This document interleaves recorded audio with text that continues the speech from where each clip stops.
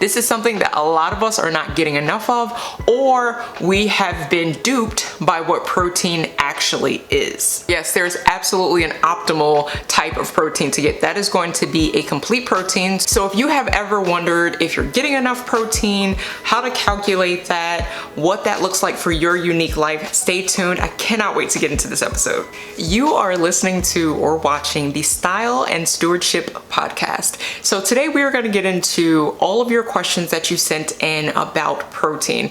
And protein is something that we need in so many ways. We're going to really be focusing on the importance of protein, the types of protein, why we need it, what it does, the best sources to get this from. We're also going to get into what the heck is a complete protein.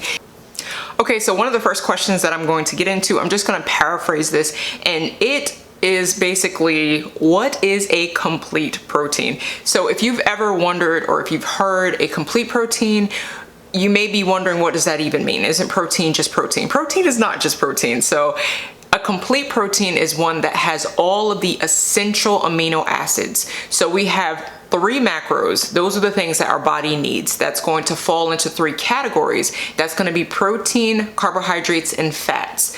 Proteins break down into something to be used by the body to do a myriad of things.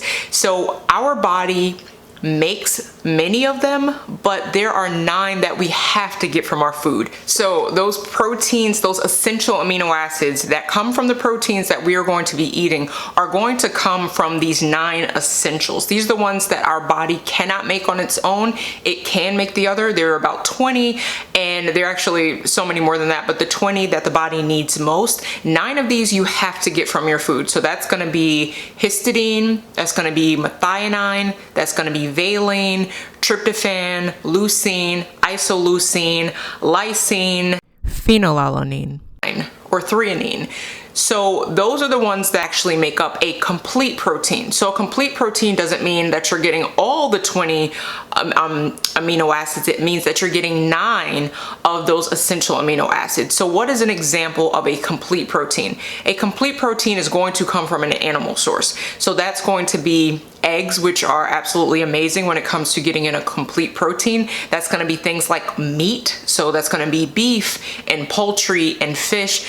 All of your animal-based products, dairy, if you're someone who can tolerate dairy, dairy is a complete protein. So all of these, the body has to get in through the diet, or it really becomes an issue for you. So for example, one of the things that our body absolutely has to have essential amino acids for is going to be things like DNA production.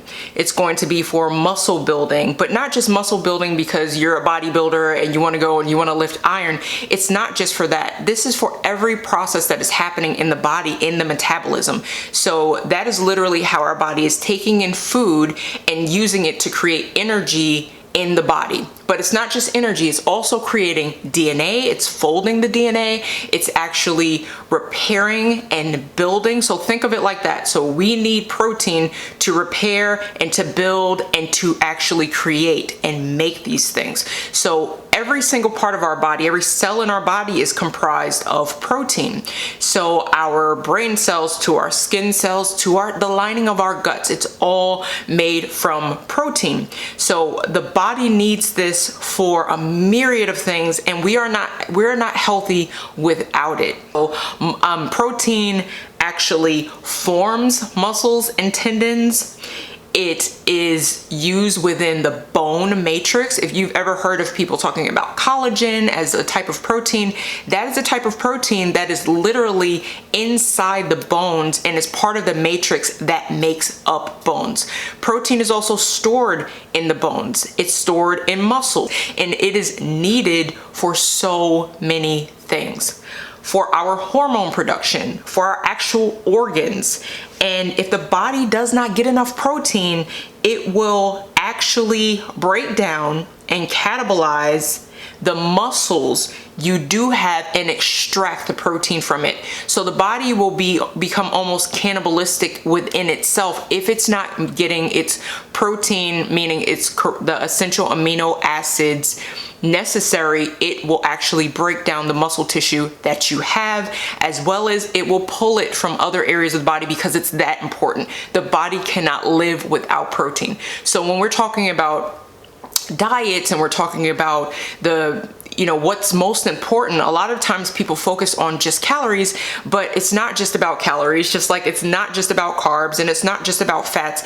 It's really, really important that we look at this in a holistic way, but we actually focus on getting the body what it needs in all of those areas. And specifically today, we're talking about protein for that reason. This is something that a lot of us are not getting enough of, or we have been duped by what protein actually is. So we actually have within the hemoglobin of our blood, protein is used to make that. The part that actually carries oxygenated blood is created by protein. So when we think of protein, we simply think about muscle building, or we think about muscle. Some of us may think about muscle repair or recovery. And though it is needed for those things, it is needed for every single metabolic process in the body. And that's why it's super important that we're making sure that we're getting enough of it and we're getting the right types of amino acids from the proteins that we're eating.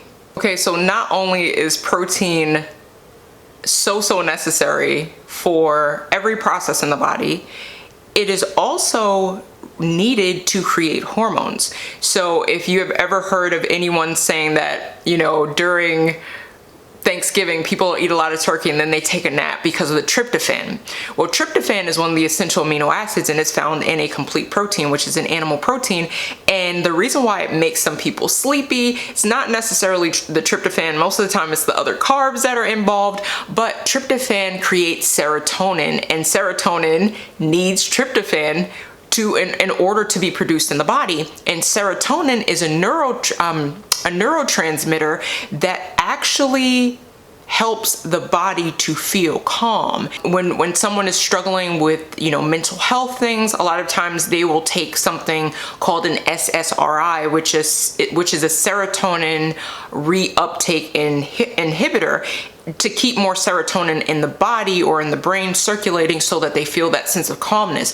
So serotonin is one of those feel-good chemicals that the brain specifically makes, and we need that. So other amino acids actually create, so tyrosine is actually used to create dopamine in the brain. Yes, there's absolutely an optimal type of protein to get. That is going to be a complete protein. So again, that has all of the 9 essential amino acids, but it's also going to be the quality of that protein. So on this channel, I am always sharing about, reading your ingredients and getting the best ingredients that you can. And the reason why I say that is because how an animal was raised is absolutely important, because you are going to be impacted by what that animal was impacted by. So we're taking in cellular information from an animal, and if it was not raised to eat the things that God created it to eat, if it was not cared for and raised in a way that was beneficial to the animal, where it ate in its natural environment,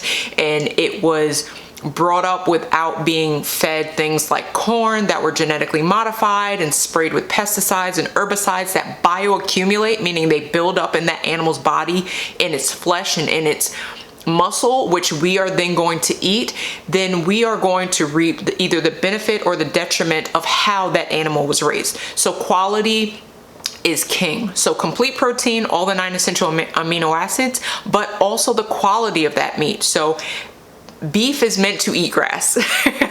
That's the best way that I can say that. So we have things called CAFOs in this country, which are concentrated animal feeding operations. And what that is all of these animals, so let's take cows, for example. They are in these concentrated environments where there's a ton of them in one place to basically manufacture meat, right? To manufacture this protein.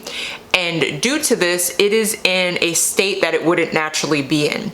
So many times it is given something like antibiotics to keep, disease levels down, because they're in these really in different quarters than they would be. They're not out grazing in a pasture. They're not eating their natural diet. And because of that, we can be impacted. We are impacted by what we eat. We've heard that old adage, right? We are what we eat. We are what we can digest, and what we ate is I think a better way of saying that. So it matters what the animal was eating. It matters how the animal was raised. So if we're eating wild caught fish, we are going to reap more omega-3s, for example, and those animals are typically higher in a lot of these essential amino acids. And even if they're not, we are still going to be impacted by the quality of that meat. Since we're taking in that protein, it is going to go into our bodies and do something. So it's important that we get the best quality that we possibly can. Regeneratively farmed, it really means that it was raised in a way that honored the way that God created them to eat, but it also benefited the land. So when a cow eats, it eats the grass. It's a ruminant, so it has chambers in its stomach, and it has chambers so it can get all the nutrients it can from the hay or from the grass. And then if you're eating, you might want to skip this part, but then that manure is dropped into the soil, and it is actually replenishing that soil with helpful, beneficial microbes. You know, we're always talking about the microbiome now, or we're hearing things about probiotics. Well, that is the animal getting and giving those healthy organisms that help the structure and the microbes and the minerals in the grass, as well as it is taking in, it's a cycle, right? It's a circle of life. So I can get into the microbiome in a separate episode. Let me know in the comments if you want to hear more about that. If you have specific questions, send them in. But that is the optimal type of protein, one that was raised in a way that it should be. So wild caught fish instead of farmed raised fish that is also fed corn and soy. I don't know any fish out in the wild eating corn or soy. Things like regeneratively farmed or organic, or at least natural meat that has not been given steroids or antibiotics. So those are really important things to look for, because those things are going to impact our wellness, and those things are going to impact how our body uses those essential amino acids that it gets from that complete protein source. I love this question, and it was, should we set health goals based on the amount of protein we have, or we should intake? Absolutely. Because again, this is for repair. This is for building in general. This is for growth. This is for hormone production. And if we don't have essential amino acids that the body can get from the food, it will take it from itself. But that is something that I would say, yes, we should base our dietary intake on the needs that the body has most. So the body doesn't have a deficiency of sugar. The body doesn't have a need and a deficiency for lettuce. You know what I mean? The body has a need and can have a deficiency of protein, which will lead to malnourishment. And we need, because our cells are constantly turning over every single day. So this is the constant process, right? This is metabolism. We're taking in food and the body is using it to build, to make, to repair. We also need essential amino acids to create antibodies. So our immune system, some people are sick all the time, or they're experiencing things like their hair is falling out, or they are experiencing things in their mood. All of these things are impacted and can be positively influenced by essential amino acids. So this is not something we can skip over. This is not something that we can decide that, oh, we don't want to, we can decide in our minds, oh, I don't want to eat any meat. Well, if the body's not getting essential amino acids in some form or fashion, it will literally hurt us. So I just wanted to put that out there real quick. We can be causing issues to our bodies that we may not readily see immediately, but we may see it in these other ways. So how much protein do we need? So how do we figure out how much our body actually needs? So the way that I like to do this is ideal body weight. So say you are someone who is 150 pounds and you would like to weigh 130 pounds. You would calculate 0.8 times 130 grams, or 1 gram. So easier way to do that is to just say you need to eat 130 grams of protein. And we want to get that in the form of complete protein. That's That's the way that I calculate it, and that's the way that I look at it. And on days that I am working out, which means trying to build muscle, we will never build muscle if the body is not getting the building blocks for that muscle, which are going to be those essential amino acids, and it has to take in even more. So say we use that same example in someone who was going for 130 grams of protein, but they're also lifting and they're trying to build muscle, right? You're trying to go over and above. You want to add even more to that. One of the things that I recently researched and found out about was this idea of muscle protein synthesis. This is the idea that your body actually stimulates the production of building upon the muscle that you already have by being triggered by a certain amount of protein. And that certain amount of protein is 30 grams of protein. So because of this, at each meal, one of the easiest ways to do it is to aim to get at least 30 grams of protein per meal. And to just give you an idea of this, my son, who is 56 pounds, gets in probably about 80 or more grams of protein. Not on purpose, but that's just kind of how I've actually, looked at how much he's getting per day. He's very active, right? That's going to cause the need for more protein. Not only is he constantly running around, his brain is also still developing and growing. So you need even more. So during times of stress, development, repair, being sick, we need even more protein. So that's kind of just to give you an idea. This is not prescriptive. I'm not telling anyone what to do. This is going to be something that you'll need to test with yourself and kind of go from there. That is something that you may want to work with someone one-on-one for, because all of our needs are not the same, and a lot of us are eating a lot less protein than we actually think we are. So I would suggest doing that, but it matters the type of protein that you're getting and the quality of that protein. We don't want to pay attention to marketing more than we're paying attention to our bodies, and we don't want to pay more attention to a packaged item as opposed to just saying, I'm going to get a really, really good cut of steak that's grass-fed or at least organic. I'm going to get some grass-fed ground beef or organic ground beef. I'm going to get some organic chicken breast or chicken wings or any of those things. I'm going to get some wild-caught fish. So that's what that looks like. I'm going to get some pastured eggs or at least organic eggs. So you see where I'm going with this. And if you can tolerate dairy, then it's going to be, I'm going to get some raw dairy if that's something that I can tolerate. Or I personally suggest doing goat or sheep milk because a little easier to digest for some of us, and it's also not a conventional dairy. But if you're doing conventional dairy, get an organic conventional dairy. So it's always trying to make the best decisions that you can, and you want to make protein forward decisions. If you're someone who feels like you're snacking all day long, your body will send out hormones to get you to continue to eat until it reaches this place of getting those essential amino acids. This is something that's not even, you're not conscious, you're not doing this on purpose, but it's also something that keeps us satisfied when we are eating. It also helps regulate our blood sugar. It also helps the stomach to create stomach acid. The next question that came in are there some quality protein supplements? So my answer to that is going to be very similar to the answer that I gave for the type of protein that we're getting in. The same thing I share so much on this channel about reading your ingredients, and I probably sound like a broken record, but that is why we want to make sure that what we're taking in is of great quality. So if you're doing something like having a protein powder, it has to have all of the essential amino acids, but we also don't want a lot of other things. We don't want a ton of fillers that are going to mess with our stomach and our gut lining.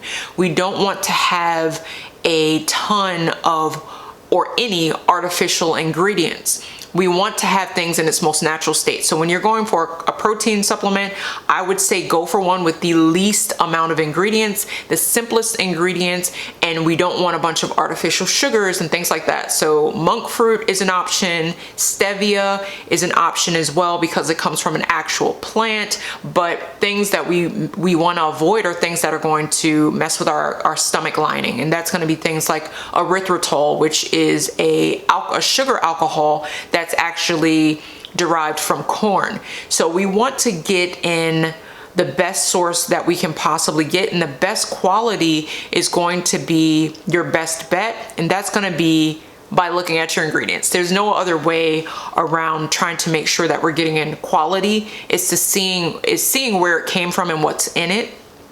So there are a ton of protein powders on the market. You want to look at those and you want to say, does this have all 9 essential amino acids? And the rest of the ingredients, are they suspect? Like, are they a bunch of things that you don't want to be taking in? Because I find that it's easier and actually cheaper per serving to just do something like saute some ground beef that's grass-fed and eat that.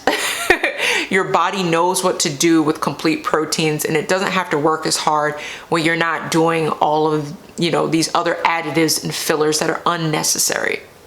Another thing is you could get a beef protein. So that's something where it's literally beef that has been hydrolyzed and a lot of times desiccated, and sometimes the flavor's not great. I'm not gonna lie to you. I've tried some and I'm like, ugh.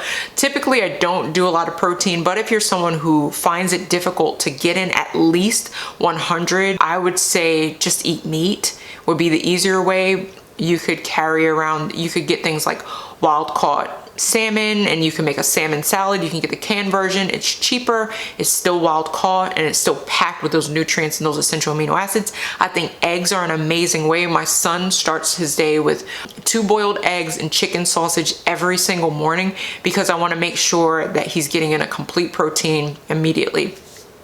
The other question was about timing. Is there a best time to eat protein? And I would say absolutely. The very beginning of the day, you want to set yourself up for success, and that is going to be to trigger this idea of muscle protein synthesis. You want to trigger this process so that the body immediately is getting what it needs on a cellular level. So we want to make sure that we're starting our day with that. And then in order to get into a good sleep and a deep sleep and a restful sleep, especially if you've run around all day, that's the other great time to make sure that you're getting in at least 30 grams of protein at dinner. So I like to shoot for even more than that, and I find that I sleep better when I do that. And that's something that you're going to, you may want to play around with and see how you respond to that. I noticed a huge difference. You're going to notice that you're not having like that midday slump when your body is getting in enough protein, and you're going to snack a lot less, because I know very few people that can sit down to a giant steak and eat 2 and 3 of them. But you can blow through a couple bags of chips or a candy bar or a bunch of sugar or your 2nd or 3rd cup of coffee. Those things are not actually giving energy as much as they're just giving stimulants or calories. Okay, so the other question that came in was about nuts and seeds and plant-based proteins. And honestly, so I want to give you an example. If you are someone who has ever seen anything in the plant-based community, you're going to see some things that are very prevalent in most people's diets. I can't speak for everyone, but that's going to be some sort of protein shake, right, to supplement the protein. That's going to be some sort of soy product. And then there's going to be nut butters and seeds and things like that. And you're also going to hear that in order for a meal to be complete, you want to combine rice with beans. Why is that? It's because beans by themselves are not a complete protein. Rice in and of itself is not a complete protein. All foods have some amount of protein in them, but not all foods have all 9 essential amino acids, which is why all foods are not complete proteins. So I hope that makes sense. So if we are getting in, say, animal protein is just superior because it's complete. And if you're someone who doesn't like to eat a lot of meat, eggs are going to be the way to go for that. Get the best quality that you can. Even the more expensive brands of eggs, like your pasture-raised eggs and things like that, are still going to be cheaper than buying a bunch of protein powder. It's still going to be cheaper than, say, trying to sit down and eat rice and beans. The other issue with some of the plant-based proteins is that not only are the essential amino acids not there unless they're added or fortified to it, but you have to eat so much more in quantity and in volume to get almost equal to a meat-based protein, a complete protein that's from the animal kingdom. So things like, say, chickpeas. Chickpeas are another go-to that a lot of people like to use. And chickpeas are low in like cysteine and methionine. So they have these essential amino acids in it, but they're also much, much lower, which means you have to eat much, much more. And if you're someone who has any sort of gut issues or celiac or anything where your stomach is compromised for some reason, your absorption level is also compromised as well. So the body cannot break down something efficiently if it's under a place of needing to heal, and the stomach lining, which turns over pretty frequently, needs essential amino acids. So all of these things, they layer on top of one another, and we can work against ourselves if we're only getting protein in through these other ways. When we turn over a package and it tells us protein, it's more of a category than all inclusive. So what I mean by that is 20 grams of protein, it could be 20 grams of any protein, but it's not telling you the essential amino acids in that food or in that item.